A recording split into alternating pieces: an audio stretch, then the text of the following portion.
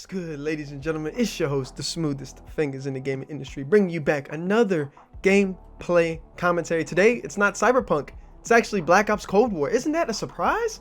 That's pretty surprising, considering I really don't like this game. Now, let me not say that I don't like the game. I just don't like some of the mechanics in the game. You know, the skill-based matchmaking, the lack of the ranked play. I could go on and on, but again, it's not bad. It's not as bad as Modern Warfare. It's not that bad. Let's just be honest. It could be worse. There's a lot of worse Call of Duties that I've grinded, that I've played through, and I won't sit here and bash the game. If you haven't seen my patient review, link will be in the description below, where you can see all my opinions and all my talks about Call of Duty if you're new to the channel. But moving forward, today I got a topic, and I want to talk about gaming hypocrisy. And I'm not talking about the hypocrisy within developers. I'm talking about the hypocrisy within the gaming community. And by that, I mean people on Twitter, people on YouTube, people on Twitch, any community in general where gaming is predominant. That's what I'm going to talk about, is the hypocrisy there. And I'm really relating this to Cyberpunk. Yes, it has something to do with Cyberpunk, but it mostly has to do with people who also play Call of Duty as well.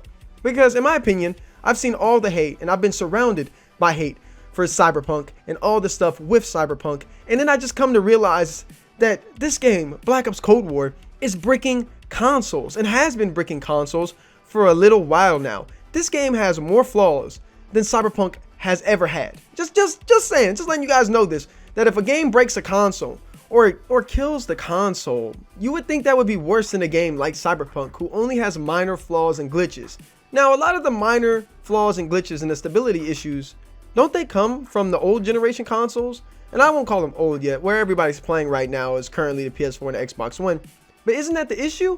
So if they're having good frame rates, good progress on the next gen consoles and PC, but the old generation consoles, or the current generation consoles, as a lot of people like to refer to it, are having the issues that most of these are on the old PlayStations, the base PlayStations and the base Xbox ones, the ones that were made in 2012, 2013.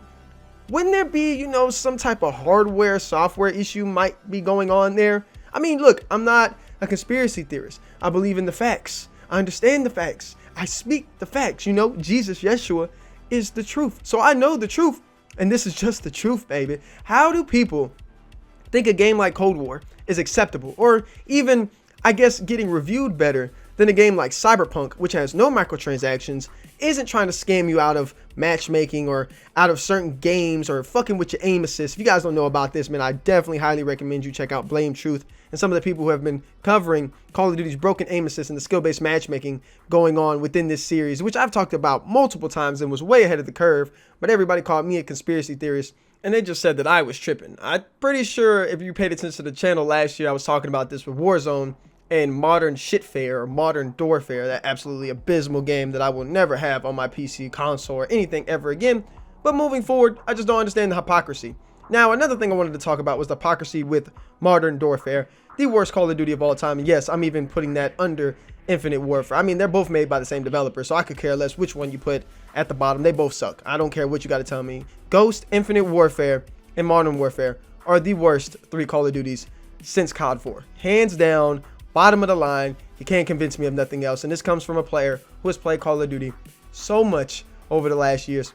Somebody who has more hours on Advanced Warfare than Modern Warfare 2. So if you don't think I can't deal or adapt to a game, trust me, I can. And this is the same thing that I go through every year, where you hear about the last Call of Duty being better than the new Call of Duty. And I know I'm getting off on a little rant or a little bit of a tangent, going over from Cyberpunk and comparing Cold War. Obviously not the same games, and again, multiplayer games to an extent. But Cold War and Modern Warfare have the exact same issues. And not in the sense of multiplayer, I guess you would say, but in fact of crashing and issues with the base stability of the game. These games are rushed. These games are made to basically take advantage of you. Like, this is exactly what's going on in the game. The matchmaking is the bread and butter of Call of Duty, and they have completely shit on the consumer base when it comes to the matchmaking. And don't even get me started on when they had supply drops in the game. Activision is known for being some dirtbags. But then you have CD Projekt Red, who makes one mistake, maybe 1 or 2 critical mistakes, which I could say, look, they are mistakes they need to fix, but they've come out and they have apologized for them. And I've talked about this in another video. If you guys haven't seen that, again, link will be in the description below if you're new to the channel. But this is something Activision, Treyarch, Infinity Ward, Sledgehammer have done over and over again. They do not care about criticism. They do not care about the consumer fan base. They did not care until last year, when they realized that laws were going to be made potentially to stop supply drops, man, or stop the looting system that they had within supply drops. It is abysmal. It is retarded. And then you get a game like CD Projekt Red's Cyberpunk that comes out with no microtransactions, none of that bullshit that goes on with loot drops, none of that. And we're getting free DLC, free patches, and they came out, acknowledged that, and gave you your refund, yet people are still bashing the game. And I wanted to talk about something else as well. You got all these comparisons floating around online between GTA and Cyberpunk, just like you have comparisons between first-person shooters like Halo and Call of Duty. Look, I understand that some of these are for fun, they're for enjoyment, some of them for trolling. Some of them I find funny. Like I watched one with GTA San Andreas comparing the AI systems to Cyberpunk. It's funny. It's kind of embarrassing. I mean, the 2020 game getting outplayed by Grand Theft Auto San Andreas, but that's why Grand Theft Auto is renowned for the game it is. And nobody, especially me with a brain, was comparing Cyberpunk to GTA. I mean, that would just be stupid. Everybody knows Rockstar is ahead of the game when it comes to open world sandbox games. This game was never marketed as that, and if they did try to market it as that, they're just idiots for thinking that. But I don't remember ever seeing or thinking that Cyberpunk was going to come out like GTA. Just like when Call of Duty tried to go all advanced movement, I don't remember them ever saying it was going to be like Halo. I don't think I ever thought when Advanced Warfare, Black Ops 3, Infinite Warfare, good heavens, I mean, I cannot stand even saying the name of that game, but Infinite Warfare at the very least was ever going to be like Halo. And then you got people comparing Halo and Infinite Warfare, Halo, Black Ops 3, and Halo and Advanced Warfare, just like they compare Cyberpunk and GTA 5. I don't understand, or any GTA for that matter. Basically what this video is about hypocrisy in the gaming community. They will find anything to make videos on, they will find anything to bash on, and they will find anything to just follow trends. It's like the mainstream media, man. They will find anything just to get a few clicks, even if they're wrong, if their objective criticism isn't right. I seen a guy the other day tell me Cyberpunk never showed any gameplay longer than 30 seconds. And I was like, yo, the first day they dropped Cyberpunk gameplay, it was 48 minutes long. Like, how wrong could you be? How dumb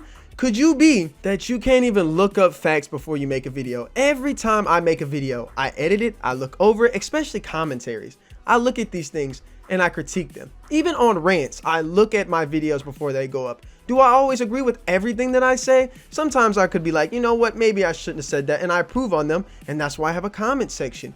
But oh my goodness, when you're so stubborn that you won't even admit you're wrong, and you're just using emotion to bash developers, bash a game, bash a community, or bash people for no reason, just because you're emotional, just because you just want to rant and get something off, makes no sense. And I'm not here to be the shining best, greatest person ever. We all know I like to rant. You all know I like to rage. I get upset as well, but it's always backed by rightful thinking and criticism at heart.